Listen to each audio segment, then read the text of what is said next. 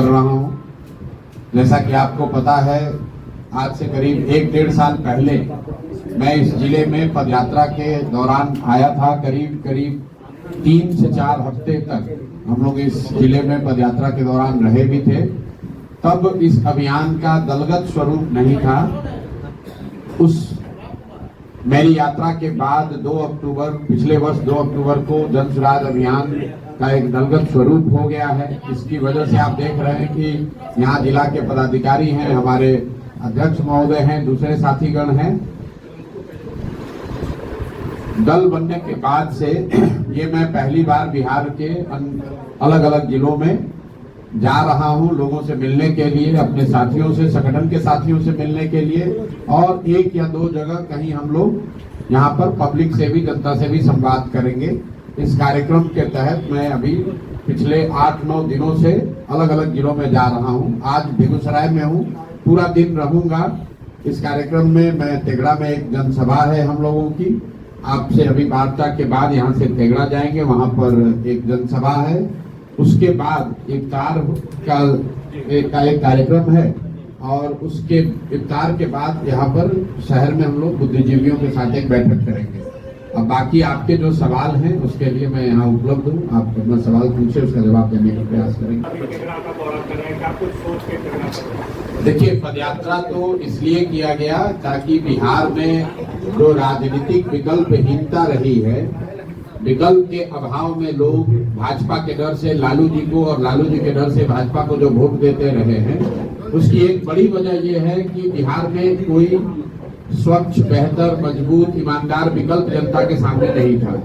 तो पदयात्रा का एक उद्देश्य ये था कि बिहार के गांव-गांव में जाकर वहां के जनमानस से बातचीत करके किसी समाज से ऐसे लोगों को चुनकर निकाला जाए जो एक बेहतर, स्वच्छ राजनीतिक विकल्प जनता के सामने दे सके। वो काम 2 साल मैंने किया। करीब 1 करोड़ लोग जब इकट्ठा हुए पूरे बिहार से, उन्होंने मिलकर जन सुराज नाम के दल की स्थापना की, जो पिछले वर्ष 2 अक्टूबर को हुआ। अब जब दल बन गया है तो दल स्वाभाविक तौर पर आने वाले विधानसभा चुनाव की तैयारी कर रहा है। उस तहत लोग अलग अलग कार्यक्रम कर रहे हैं। लेकिन जन सुराज में हम लोगों के लिए राजनीति सिर्फ एमएलए का चुनाव लड़ना, चुनाव जीतना नहीं है।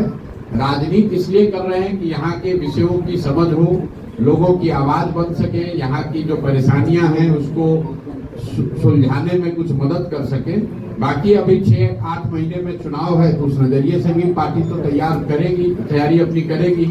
और लोकतंत्र है, लोकतंत्र में चुनाव की एक अपनी महत्ता है, तो उस नजरिए से भी ये दौरे को आप देख सकते हैं। सत्ता पक्ष क्या रही है सर की मॉक पोल में जब जन सुराज का ये हाल हुआ तो फिर आगे क्या होगा, इसको लेकर के क्या करेंगे? भाई, आप जितने लोग यहाँ आए हैं, आपकी ये संख्या बताती है कि जन सुराज की कोई ताकत है या नहीं है। कोई विधायक, मंत्री यहाँ पर चला आए तो आप सब पत्रकार बंधु इतने कभी आ ही नहीं सकते हैं। और आपको मालूम है कि अगर आप आए हैं तो इसलिए आए हैं कि आपको ये एहसास है कि जन सुराज जमीन पर है। दूसरा, कोई दल कोई भी दावा कर ले, बिहार में अगर एक राजनीतिक व्यवस्था, एक राजनीतिक विकल्प और दल जो जमीन पर कार्यकर्ताओं के, लोगों के स्नेह से, सहयोग से चल रहा है, वो उसका नाम है जन सुराज। ये निश्चित बात है कि ये नया दल है, अभी 2 वर्ष लगे हैं, लेकिन 2 वर्ष पुराना दल, और दल तो अभी 6 महीने पुराना ही है। 6 महीने बना पुराना दल, कम से कम ये तो हर व्यक्ति मान रहा है कि इस बार जो चुनाव होगा वो त्रिकोणीय होगा। एक और एनडीए वाले रहेंगे, जिसमें शारीरिक और मानसिक तौर पर थके हुए नीतीश कुमार जिसका नेतृत्व करेंगे। एक और राजद वाले होंगे जो कि जंगल राज के लिए, जिनको पूरा बिहार नहीं पूरा देश जानता है। और तीसरी ओर जन सुराज होगा, जिसमें पढ़े लिखे, ईमानदार, समझदार लोगों का एक समूह होगा। अब निर्णय बिहार की जनता को करना है कि उनको लालटेन का जंगल राज वापस चाहिए, या थके हुए नीतीश कुमार चाहिए, या बिहार के लोगों के द्वारा बनाया गया एक ईमानदार, सशक्त विकल्प जन सुराज चाहिए।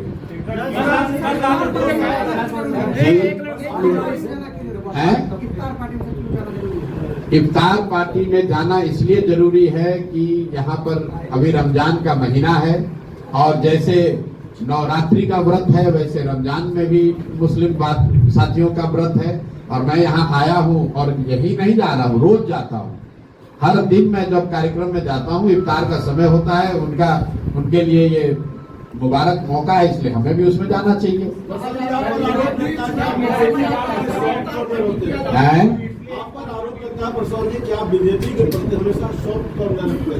देखिए, मैंने हमेशा जो बात कही है कि बिहार की बर्बादी के लिए लालू और नीतीश जिम्मेवार हैं, क्योंकि पिछले 30-35 साल से लालू जी और नीतीश जी ही राज्य का नेतृत्व कर रहे हैं। लेकिन बिहार की बर्बादी के असली गुनाहगार कांग्रेसी और भाजपाई हैं।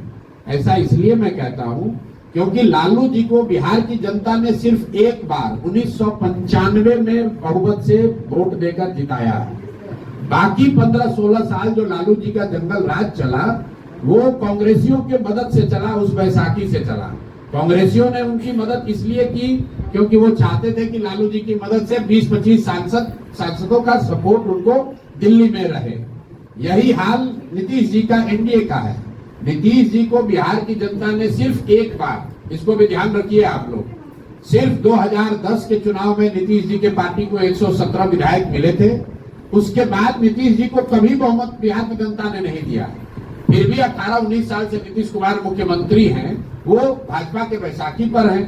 भाजपा उनकी मदद क्यों कर रही है? भाई, जो भाजपा दूसरे राज्यों में दूसरे दलों को तोड़कर खरीद फरोख्त करके सरकार बनाती है, वो बिहार में थके हुए नीतीश कुमार को क्यों मुख्यमंत्री बना के रखी है? इसलिए कि उनको दिल्ली में 10-20 सांसदों का लालच है।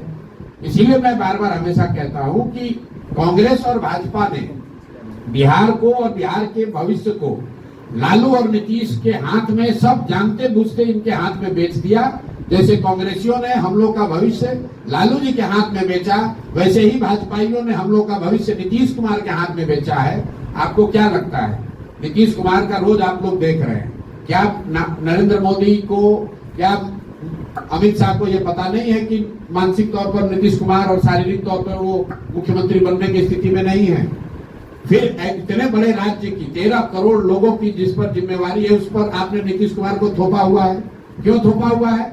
नीतीश कुमार को जैसे शिखंडी की तरह सामने खड़ा करके पीछे से राजनीति कर रहे हैं। अगर भाजपा में दम है तो अपना मुख्यमंत्री बनाओ और लड़ो चुनाव सामने से। इनमें तो दम है नहीं। सामने से नीतीश कुमार का चेहरा लगा रखा है। वो आदमी ना शारीरिक तौर पर सक्षम है, ना मानसिक तौर पर स्वस्थ है, और उनको सामने रखकर और ये भी नहीं बता रहे हैं कि अगला मुख्यमंत्री नीतीश कुमार ही होगा। ये सिर्फ बिहार की जनता के साथ धोखा कर रहे हैं भाजपा वाले। सामने नीतीश कुमार को रखा है। अगर गलती से कहीं चुनाव जीत गए तो सबसे पहले नीतीश कुमार को हटाकर कोई भाजपा के आदमी को ये लोग बनाएंगे, जो काम इन लोगों ने महाराष्ट्र में किया है। तो भाजपा का तो यहाँ कोई ना नेता है ना नेतृत्व है, इसलिए भाजपा की बात कम होती है। ये लोग पिछलग्गू दल बनकर पीछे से, भोजपुरी में हम लोग कहते हैं निहुरल आइल चोर। तो ये वो लोग हैं जो छुप कर आकर बिहार की सत्ता को कब्जा करना चाहते हैं, क्योंकि 2015 में इन्होंने सामने से कोशिश की थी और औंधे मुंह गिरे थे। इसलिए अब फिर चाहते हैं कि किसी तरह व्यवस्था जुगाड़ लगाकर नीतीश कुमार को सामने रखकर समीकरण बनाकर लालू का डर दिखाकर हम लोग वापस आ जाएं और चुनाव के बाद अपना किसी भाजपाई को मुख्यमंत्री बना देंगे।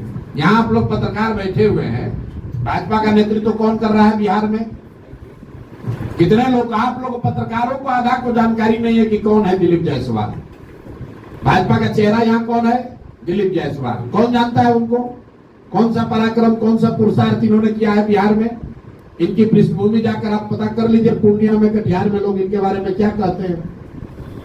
सर, मेरा एक सवाल है। सर, लालू यादव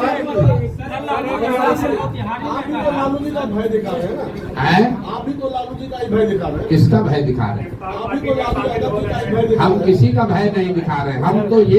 हम तो ये बता रहे हैं कि बिहार की जनता जो लालू जी के डर से भाजपा को वोट देती है और भाजपाइयों के डर से लालू जी को वोट देती है, उन दोनों का भय खत्म करने का रास्ता है जन सुराज।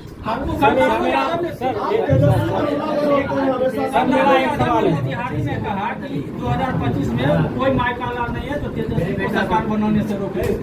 भाई, लालू जी कह रहे कोई माई का लाल नहीं है। तो लालू जी के नजर में तो बिहार में एक ही लाल है जिसका नाम है तेजस्वी यादव। बिहार के 13 करोड़ लोगों की तो चिंता उनको है नहीं। लालू जी तो बस अपना ही परिवार और 5 गो उनके बाल बच्चे, इसके आगे ना कभी सोच सकते हैं। तो उनको कैसे दिखेगा कि बिहार में दूसरा और कौन है। सर अति पिछड़ा का एक सवाल है। कम पढ़े लिखे लोगों की जगह है कि नहीं प्रशांत जी? बिल्कुल, बहुत लोकतंत्र में कम पढ़े लिखे लोगों की जगह है। बिल्कुल। सुनिए मेरा एक सवाल इनका सवाल है कि लोकतंत्र में कम पढ़े लिखे लोगों की जगह है कि नहीं। बहुत जगह है। इस देश में तमिलनाडु एक राज्य है, उसके सबसे प्रसिद्ध मुख्यमंत्री का नाम है कामराज, जो नहीं पढ़े लिखे थे। कम पढ़ा लिखा होना राजनीति में वो कोई मानक नहीं है। लेकिन जो बात आपने कही कि मैं तेजस्वी के 9वीं फेल होने की बात करता हूं, क्यों करता हूं उसको समझिए। जब आपके माँ और पिताजी दोनों मुख्यमंत्री हैं, जब आप डीपीएस आर के पूरब में पढ़ते हैं और आप वहां से 9वां नहीं पास कर पाते हैं, तब आप और नहीं पढ़ पाए, नहीं पास कर पाए, तो दिखाता है कि आपकी क्षमता क्या है। मान लीजिए कि आप उस समय नहीं पढ़े, क्रिकेट खेलने चले गए, तो सीखने और पढ़ने का तो उम्र खत्म नहीं होता है। आप जाकर देखिए बिहार के लाखों ऐसे बच्चे हैं जो मजदूरी कर रहे हैं और कॉरेस्पॉन्डेंस से कोर्स कर रहे हैं, पढ़ाई कर रहे हैं। तो भाई ये उसके बाद ही आकर कुछ पढ़ाई कर लेते, आज ही डिग्री ले लेते। ये न पढ़ना दिखाता है कि शिक्षा के प्रति उस व्यक्ति की सोच क्या है। उस व्यक्ति के नजर में शिक्षा की कोई महत्ता ही नहीं है। इस बात पर हम चोट कर रहे हैं। इस बात पर नहीं कह रहे हैं कि आप 9th फेल हैं कि 10th फेल हैं। इस बात पर चोट कर रहे हैं कि अगर आप सामाजिक राजनीतिक परिस्थितिवश नहीं पढ़ पाए तो कोई बात नहीं है। लेकिन उन परिस्थितियों में भी आप देखते हैं लड़कियां जिनकी शादी हो जाती है, कई बार उनके हस्बैंड्स उनको पढ़ाते हैं। ये सज्जन इनके माँ बाप मुख्यमंत्री हैं, दिल्ली के सबसे बड़े प्राइवेट स्कूल में नाम लिखाया, वहां से 9th फेल हो गए, उसके बाद जीवन में कभी पढ़ने पढ़ाने की कोशिश नहीं की। वो आदमी बिहार का मुख्यमंत्री बनेगा तो आपके बच्चों के पढ़ाने की चिंता करेगा कि उसको बालू माफिया बनाएगा? आप बता दीजिए। आपके पास क्या मॉडल है एजुकेशन और हेल्थ को?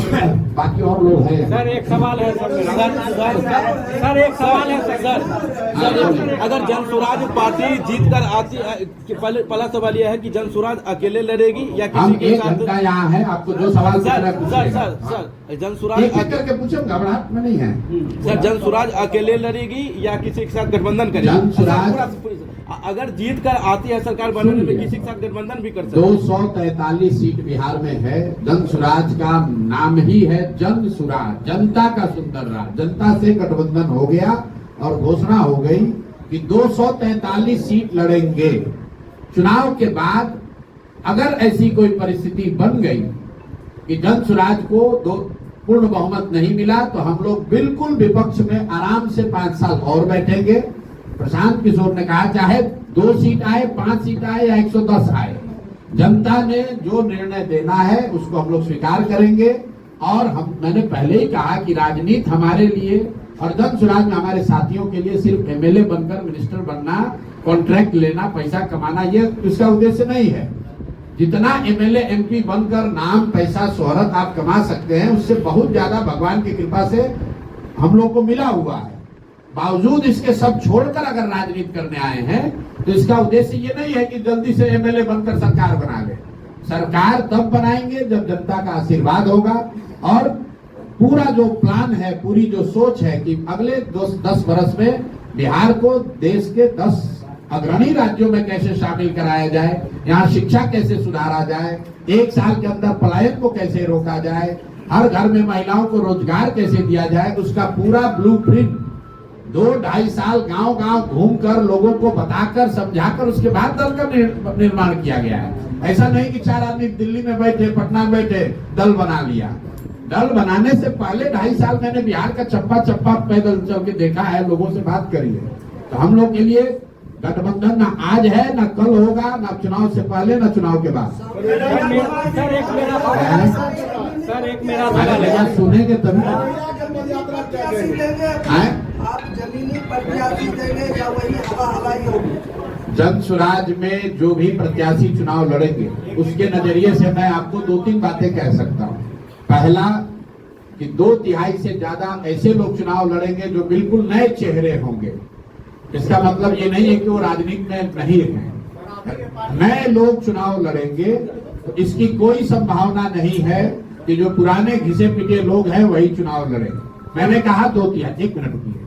दूसरा आपको बता दें, प्रत्याशियों के नजरिए से जन सुराज किसी दूसरे दल से पहले जुलाई अगस्त में ही अपने उम्मीदवारों के 243 उम्मीदवारों की घोषणा कर देगा, ताकि इसकी कोई संभावना न रहे कि हमको जदयू में टिकट नहीं मिला तो जन सुराज में आ गए, या राजद में कांग्रेस में नहीं मिला तो यहाँ आ गए। हम लोग अपने 243 उम्मीदवार जुलाई अगस्त में ही घोषित कर देंगे, ताकि कोई पत्रकार ये न कह सके, कोई आदमी ये न कह सके कि जन सुराज में टिकट उसको मिला है जिसको दूसरे जगह नहीं मिला। तीसरी बात एक मेरा सवाल है। अरे यार, आप उम्मीदवार को पूछो, सुन तो लो। तीसरी बात, जो भी उम्मीदवार होगा 99% केस में वो लोकल उम्मीदवार ही होगा, उसी विधानसभा का होगा। 1% अपवाद इसलिए हो सकता है कि कुछ जगहों पर जहां लोग उन क्षेत्रों में रहते हैं जो सीट रिजर्व है, उनके पास ये अवसर है कि वो अगल बगल के सीट से आवेदन दे सकते हैं। जन सुराज में उम्मीदवारों के चयन की प्रक्रिया चल रही है। एकमात्र ऐसा दल है जिसमें ट्रांसपेरेंट तरीके से आवेदन लिए जा रहे हैं 21,000 रुपया फीस लेकर, और हजारों लोग जिन्होंने आवेदन दिया है उनके पास ये अवसर है कि वो अपने आप को संभावित प्रत्याशी के तौर पर अपने क्षेत्र की जनता में रखे। अगले 4-5 महीने वो अपने क्षेत्र में प्रचार प्रसार करें, ताकि वहां के लोगों से, जन सुराज से जुड़े हुए साथियों से और जनता के बीच में सर्वे करके ये पता किया जा सके कि जितने संभावित उम्मीदवार जन सुराज के हैं जो प्रयास कर रहे हैं, उनमें सबसे काबिल बेहतर व्यक्ति कौन है, उसी को जनता का उम्मीदवार, जन सुराज का उम्मीदवार बनाया जाएगा। मेरा सवाल है रोजगार का आपने मुद्दा उठाया जी। किया राजद जो अभी यात्रा चल रही है, कांग्रेस यात्रा, आपने तो विषय को पीछे छोड़ दिया। बिल्कुल नहीं छोड़ा। देखिए, डोमेसाइल के लिए सबसे पहले आमरण अनशन पर यही प्रशांत किशोर बैठे थे। वो जाकर 5 मुद्दा देख लीजिए। यहाँ के बेरोजगारों को बेरोजगारी भत्ता, जिसका वादा 2015 में नीतीश जी के 7 निश्चय का पहला निश्चय के तौर पर किया गया था, ये इसके लिए आमरण अनशन पर हम लोग बैठे थे। डोमेसाइल नीति लागू हो, उसके लिए हम लोगों ने अनशन करा था।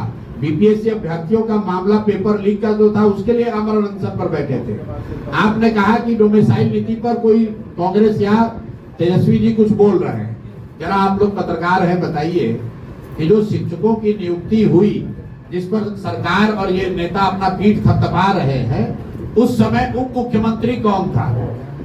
उस समय उप मुख्यमंत्री यही तेजस्वी यादव थे, वही कांग्रेस वाले सरकार में थे। तो डोमेसाइल नीति उस समय क्यों नहीं सुधारा?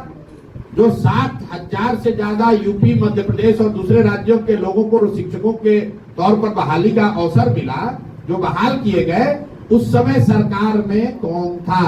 अभी साल भर पहले यही तेजस्वी यादव और कांग्रेसी उसमें बैठे हुए थे, तब उनको डोमेसाइल नहीं दिख रहा था। हम लोग पहले व्यक्ति हैं, पहला दल है जो कह रहा है कि 75% यहाँ की सरकारी नौकरी जो है वो बिहार के बच्चों के लिए आरक्षित होनी चाहिए। ये नहीं होना चाहिए कि यहाँ पर यूपी और मध्य प्रदेश के लोग आकर शिक्षक बनेंगे और बिहार के बच्चे जाकर महाराष्ट्र में, हरियाणा में मजदूर बनेंगे।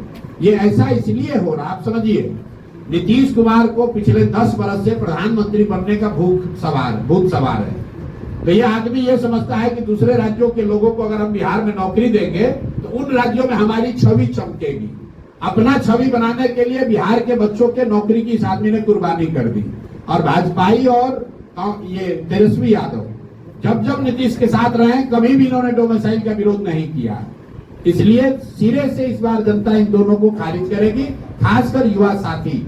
हम लोग कह रहे हैं 75% डोमेसाइल नीति चेंज करके 75% जॉब सिर्फ बिहार के बच्चों के लिए रिजर्व किया जा रहा है। कन्हैया कुमार यात्रा जी, रोकने को लेकर कन्हैया कुमार यात्रा कर रहे हैं, क्या कांग्रेस को फायदा होगा? देखिए, जन सुराज की ताकत देखिए कि आप लोग इतने दिन से पत्रकारिता कर रहे हैं, क्या कभी चुनाव से पहले पलायन कभी मुद्दा बना है? लालू जी जैसे आदमी भी कह रहे हैं कि हम लोग पलायन रोक देंगे। लालू जी के मुंह से किसी ने पलायन शब्द नहीं सुना होगा।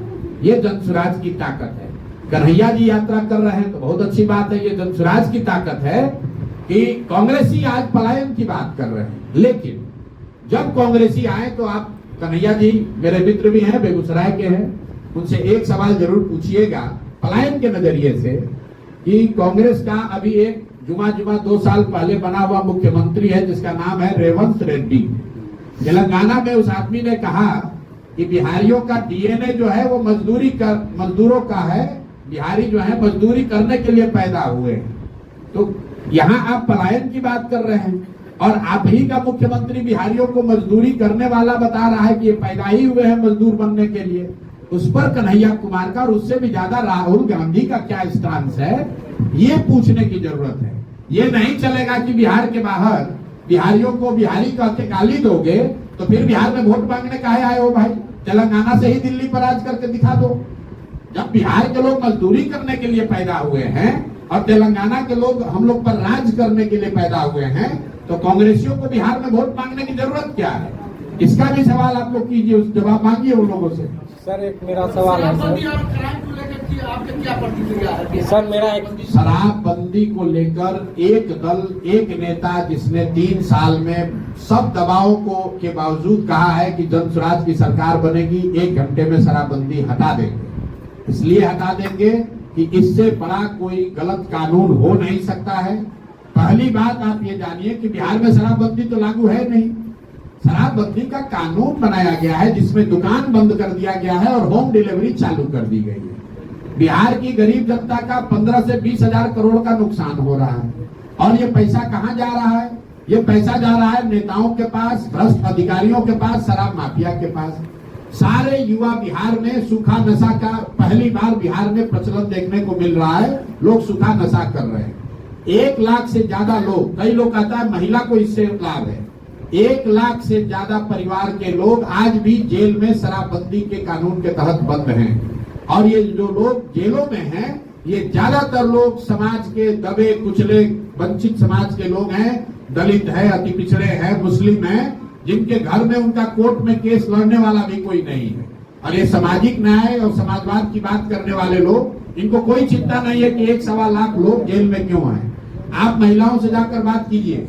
दलित परिवार की महिलाओं को हमने पैदल चलते हुए देखा, थाने वाले शराबबंदी के नाम पर जबरदस्ती उनको उठाकर थाने में बैठा रहे हैं। थाना में उनसे झाड़ू लगवाते हैं, उनसे बर्तन साफ करवाते हैं, उनसे दुर्व्यवहार करते हैं। क्या बात कर रहे हैं आप?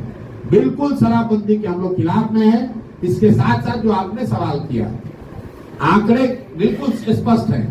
2017 से बिहार में कानून व्यवस्था की स्थिति बिगड़ी है और उसका एक कारण है शराबबंदी, क्योंकि कानून व्यवस्था लागू करने के लिए जो तंत्र है, प्रशासन है, उसका एक बड़ा हिस्सा कानून व्यवस्था के काम को छोड़कर शराबबंदी को लागू करने, उसको छिपाने और उससे कमाने में लगा हुआ है और सामान्य लॉ एंड ऑर्डर की स्थिति दिनों दिन बिगड़ती जा रही है। इसीलिए आए दिन आप देख रहे हैं कि बिहार में कमोबेश वही घटना, अपहरण को छोड़ दीजिए तो बाकी हर इंडिकेटर क्राइम का वही हो गया है जो लालू जी के जमाने में था। रोज लूटपाट, मर्डर, अपहरण, झगड़ा लड़ाई वो चल रहा है। सिर्फ अपहरण ही बचा हुआ है, कुछ दिन और चला तो वो भी चालू हो जाएगा। सर मेरा एक सवाल है सर, बहुजन समाज से एक सवाल है कि पासी और मुसहर जाति का राजनीतिक, आर्थिक, सामाजिक कोई उसका कल्याण नहीं है। पासी समाज को दरोगा और थाना के द्वारा प्रताड़ित किया जा रहा है। 5 समाज के लोग से तांती तकवा को निकाल दिया गया, वो अपना लड़ाई लड़ रहे हैं। धानुक समाज का राजनीतिकरण कुर्मी में हो गया, वो अपना लड़ाई लड़ रहे हैं। तो उन 3 जाति के लिए आप क्या कहना चाहते हैं? देखिए, हम लोग जातियों की राजनीति नहीं करते हैं। जनसुराज ने अपने संविधान में इस परिकल्पना में कहा है कि जिस जाति की भी जितनी संख्या है उस जाति से उसी प्रोपोर्शन में योग्य लोगों को निकालकर उनको भागीदारी दी जाएगी। इसमें सभी समाज शामिल हैं। आपने जो 5 समाज की बात कही उसको लेकर मैं जरूर टिप्पणी करना चाहता हूँ। बिहार में नीतीश कुमार की राजनीति का एक हिस्सा रहा है जातियों का वर्गीकरण चेंज करना। एनेक्सर 1 को एनेक्सर 2 में डालो, 2 को 1 में डालो, 1 को SC बना दो। उसी के तहत एनेक्सर 1 में आने वाली कुछ जातियों को, जिसको 5 समाज के नाम से SC का दर्जा दिया गया ये सही बात नहीं है, ऐसा दावा किया गया। क्योंकि जातियों का ये जो दर्जा चेंज होता है, कैटेगरी चेंज होती है, इसके पीछे साइंटिफिक स्टडी होनी चाहिए। राज्य सरकार उसको प्रस्तावित कर सकता है, उसको स्वीकार करने का पावर केंद्र सरकार को है। जैसा आपने देखा होगा बिहार में लोहारों के साथ भी ऐसा ही किया गया है। नीतीश कुमार ने वोट लेने के लिए यहां से कह दिया कि हमने पान समाज को एससी का दर्जा दे दिया। केंद्र के सामने ना उसके पक्ष में साक्ष्य रखा, ना उस केस की पैरवी की। नतीजा क्या हुआ, जैसे लोहार को एसटी बनाया गया था और वापस ईबीसी बना दिया गया, उसी तरह पान समाज के लोगों को एससी से हटाकर वापस ईबीसी बना दिया गया।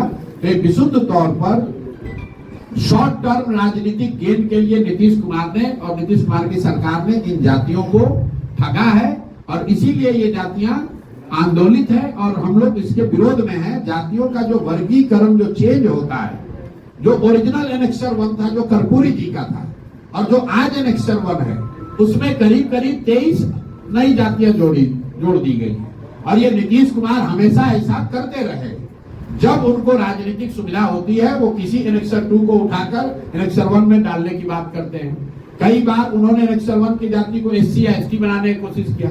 तो जब आप एनेक्सर बदलते हैं, एनेक्सर 2 को एनेक्सर 1 में डालते हैं, वो तो राज्य सरकार का मामला है, इसलिए वो कर पा रहे हैं। लेकिन अगर आप एससी को, ईबीसी को या ओबीसी को एससी या एसटी के दर्जे में डालोगे तो केंद्र से उसका अनुमोदन निश्चित जरूरी है, वो नहीं करा पाए। इसीलिए लोहार की केस में जिसको एसटी बनाया गया था, फिर से ईबीसी बना दिया गया, कई बच्चों का नौकरी चला गया, लोग परेशान हुए। उसी तरह से पान समाज को भी इन्होंने कहा कि हमने एससी बना दिया, लोग पंचायती राज का चुनाव एससी रिजर्व सीटों पर लड़े और वो सब चीज बर्बाद हो गया, क्योंकि केंद्र सरकार के समक्ष इन्होंने जरूरी दस्तावेज नहीं रखे, उन जातियों के साथ धोखा हुआ है। अब वो जाति जो है वो आंदोलित है।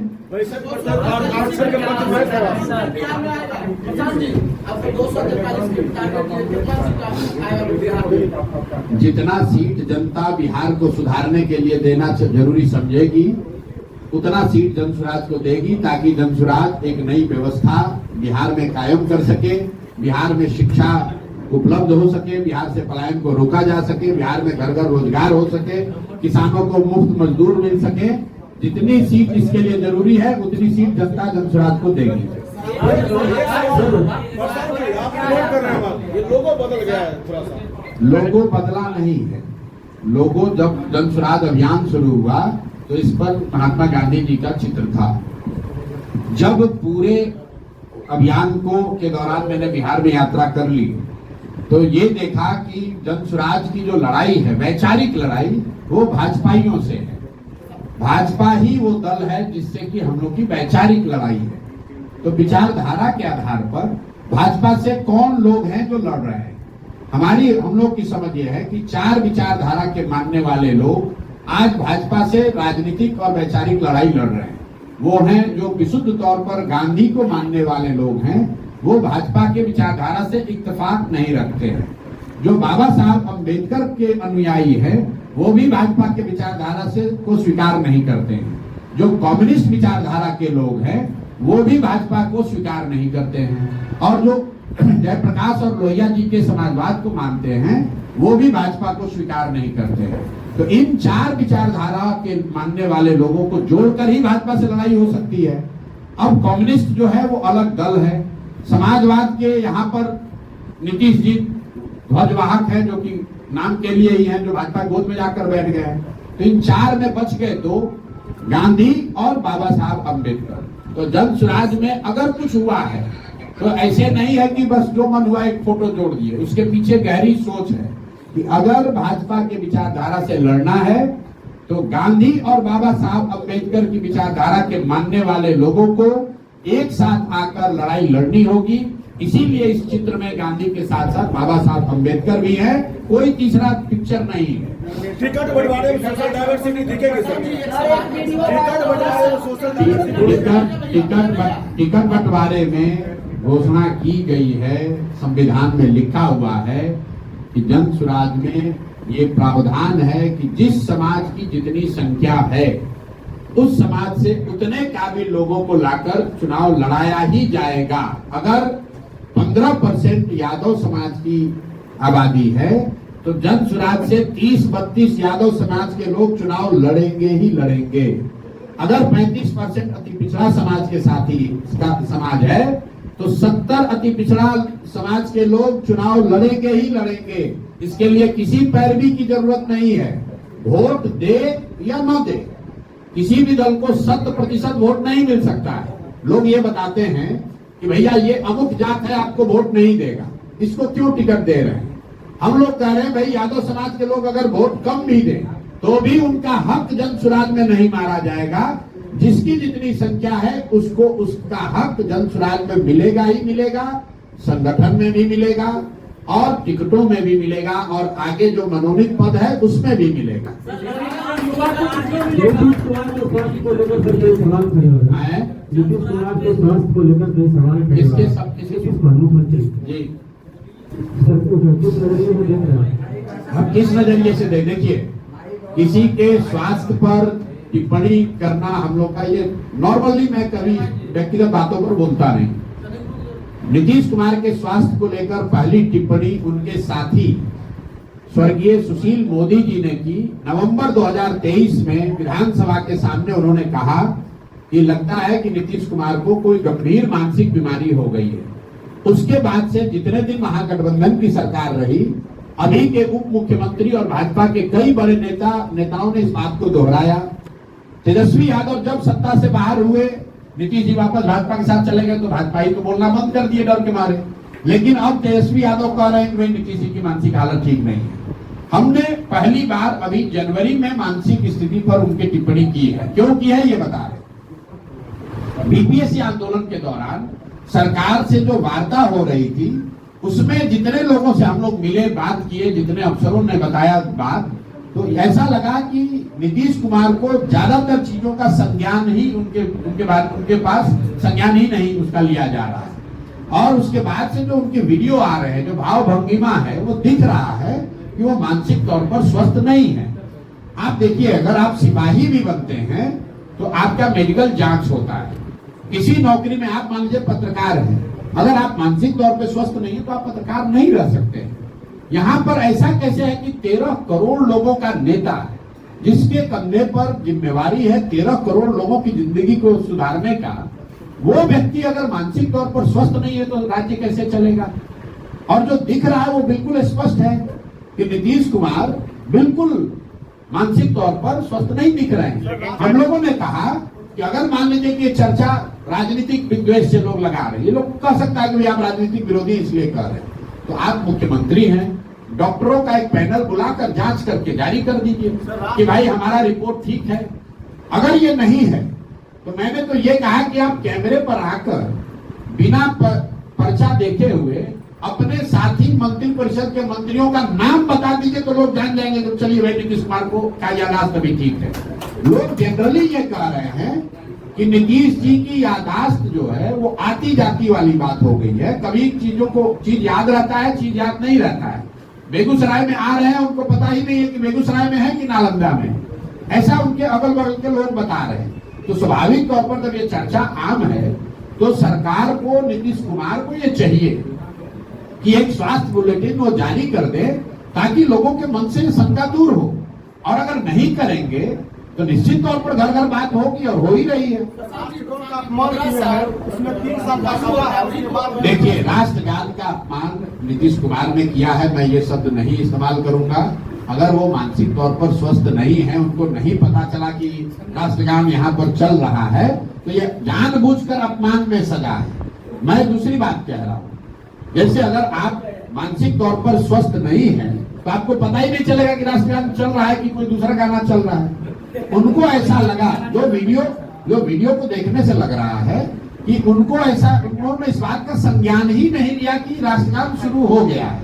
उनके बगल में जो पदाधिकारी खड़े हैं वो तो खुद ही घबराए हुए हैं कि कहीं ऐसा नहीं कि हमारा हाथ पकड़ के खींच ले तो हम भी फंसेंगे। तो ऐसा है कि उनकी मानसिक स्थिति चिंता का और चर्चा का वजह हो सकता है। नीतीश कुमार जानते बुझते, या इस देश का कोई लीडर, कोई व्यक्ति राष्ट्रगान का अपमान जानते बुझते नहीं करेगा, ऐसा मानकर चलना चाहिए। अब भैया इसको खत्म करें।